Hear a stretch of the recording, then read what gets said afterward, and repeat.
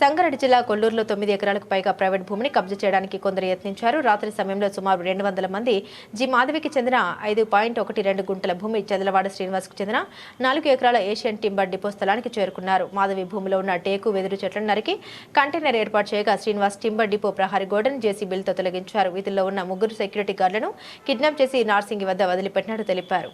ఒక security guard phone ద్వారా సమాచారం అందించడంతో కొల్లూరు పోలీసులు వెంటనే అక్కడికి చేరుకుని దాదాపు 20 మంది మహిళలు, 12 మంది పురుషులను అదుపులోకి తీసుకున్నారు. బాధితుల ఫిర్యాదు మేరకు కొల్లూరు సీఐ గణేష్ పటేల్ ఘటనా స్థలాన్ని పరిశీలించారు. ఈ మధ్యలో ఏంటంటే వ్యవసాయం చేసేవాళ్ళం రెగ్యులర్గా, చాలా చెట్లు ఇవన్నీ పండించేవాళ్ళం.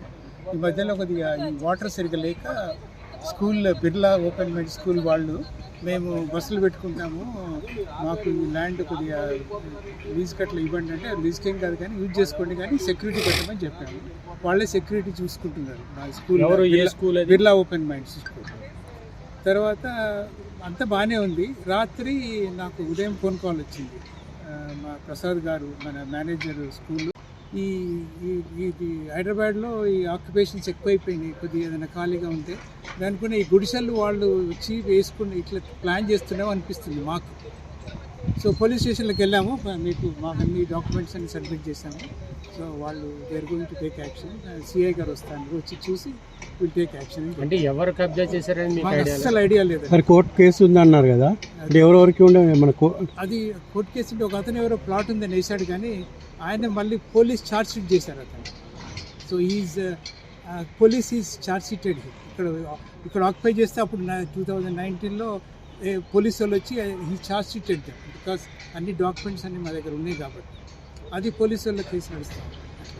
బట్ నా పేరు మాధవి అండి.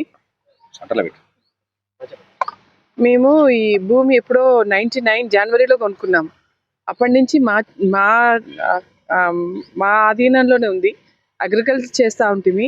ఇక్కడ ఉల్బలు పండించుకున్నాము, మునగ తోట వేసినాము, టమాటా, ఏదో ఆయుధాలతో బెదిరించి వాళ్ళనైతే భయపెట్టి కార్లలో ఎక్కించుకొని నార్సింగ్ అవతలు వదిలేసినారంట. లక్కీగా వాళ్ళు వదిలేసిన వాళ్ళలో ఒకరి దగ్గర ఫోన్ ఉండి ఆయన 3:30కు వాళ్ళకి ఎవరు సూపర్వైజర్కి ఫోన్ చేసి చెప్పినారు. చెప్తే వాళ్ళు అప్పుడు వచ్చి అలర్ట్ అయ్యి చూసి ఇచ్చేశారు. మాకు ఎర్లీ మార్నింగ్ తెలిసిన వెంటనే మేము కూడా వచ్చాం. వాళ్ళు పోలీసులు పిలిచేసరికి సగం మంది పారిపోయినారంట.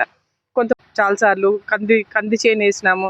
ఈ మధ్య నీళ్ళకి ఇబ్బంది అవుతుంది, బోరు కూడా తగ్గిపోయింది, నీళ్ళు లేవు. సర్లే ఇది ఇంత ఊరిని దండ ఖర్చు, ఇందులో వచ్చేది ఏం లేదనేసి తగ్గించుకుంటే స్కూల్ వాళ్ళు బస్సులు పెట్టుకుంటామంటే సరే అని ఉంటుంది. మేము బంజారా హిల్స్లో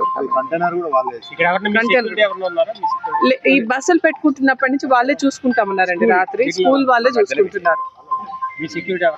మా సెక్యూరిటీ వాళ్ళే అండి. మాకు బస్సులు పెట్టుకొని ఇచ్చినందుకు 192. సో వాళ్ళు బస్సులు పెట్టుకుని ఇచ్చినందుకు వాళ్ళే చూసుకుంటామన్నారు. ఇంకా ఎక్స్ట్రా సెక్యూరిటీ ఏం పెట్టలేదు. అంతకుముందు ఉండేవాళ్ళు మాకు సెక్యూరిటీ, వాచ్మెన్ అంతా ఉండేవాళ్ళు. ఇంకా పొలం అది ఏం చేయట్లేదు అన్నప్పుడు ఊరుకున్నాం. రాత్రి బస్సులు లేవా? బస్సులు పెట్టుకుంటున్నారు కదా, రాత్రి బస్సులు లేవా? బస్సులు అక్కడ బాటలో పెట్టినట్టున్నారండి. వాళ్ళు ఉన్నారు మనుషులు, అంటే బస్సులు పెట్టేసి పడుకోవడానికి వెళ్ళిపోయింటారు కదా, ఇటు సైడ్ వచ్చినారు వాళ్ళు. ఇది 5 ఎకరాల 12 గుంటలండి. सर मेरे आपका नाम बोलो। रंजित है। उन लोग रात में आया तो रात में उन लोग एकदम से दरवाज़ा लात मार के उन्होंने पूरा आके पूरा फ़ोन छीन लिया।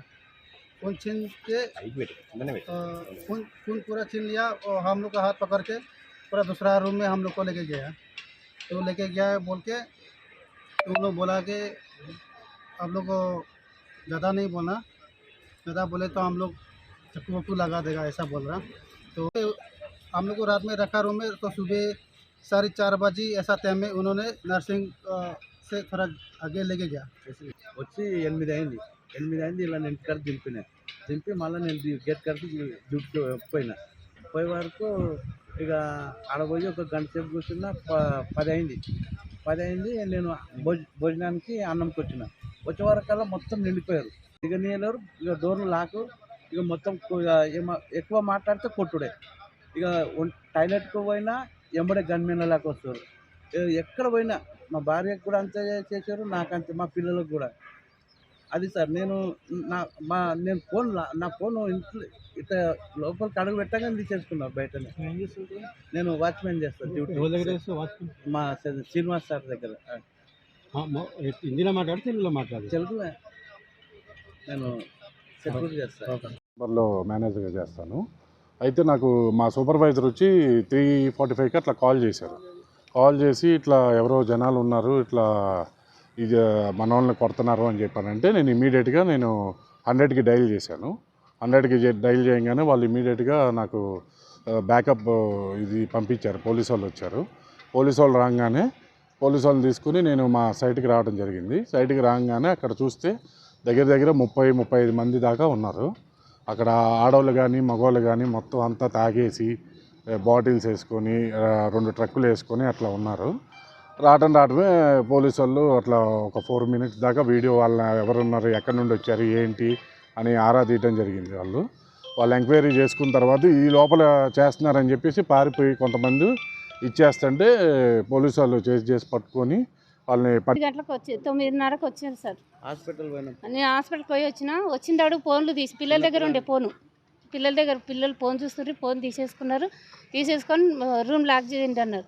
లాక్ చేయండి అంటే సరే పిల్లగానికి జ్వరం వచ్చింది, నేను చపాతీ చేసి పిల్లలకి తినబెడతా అంటానంటే అప్పుడు ఏమలేదు. సరే తినబెట్టాను, తిన్నారు కదా నడువుండి బయటికి అని అన్నారు. సరే నేను ఇప్పుడు తిన్నారు కదా బయటికి వెళ్ళుండి అన్నారు. అంటే నేను వెళ్ళను, మా సారాలకు ఒకసారి ఫోన్ చేయండి అని అన్న. అంటే కొట్టిర్రు, ఎందుకు మీ సారాలకు అందరికీ తెలుసు మీరు వెళ్ళుండి అని అన్నారు. మా ఆయన కూడా రాలేదు. మా రూమ్కు 30 మంది ఉంటుంది సార్. నా పేరు విజయ. వాళ్ళ పేరు నేను అడిగిన సార్, మీరు ఏంటికి వచ్చిర్రు, ఎవరు మీరు అని అడిగిన చెప్పలేరు. మీ సార్ వాళ్ళకి అంతా తెలుసు అడిగిన నేను, మీరు ఏంటికి వచ్చిర్రు అది తెలియండి, చెప్పండి మీరు అని అన్న. మీకు జెంట్స్ కూడా ఉన్నారు. ఎక్కలేదు, ఇంట్లోనే ఉన్నాం. మమ్మల్ని నేను 10 గంటలకు వచ్చినాగా గేట్లకు రాగా నా ఫోన్ తీసేసుకున్నాను. నేను రెడీ అయితే నేను తీసుకెళ్తుండే సార్, నేను వెళ్ళలేను. అప్పటికి చంపేస్తాము, మీ పిల్లల్ని కూడా చంపేస్తాం, మీ ఇళ్ళని కూడా చంపేస్తాం అనేసరికి నేను సామాన్లన్నీ బట్టలు మాత్రం 3 మూటలు కట్టిన సార్. ఇప్పటికి కూడా బట్టలన్నీ తీసి మూటలు కట్టిన. చంపేస్తాం అనేసరికి ఏదైతే అదైంది, ఊరికాడు ఇస్తామంటున్నారు కదా అని ఇక మూటలు కట్టిన. బట్టలు 3 మూటలు కట్టిన.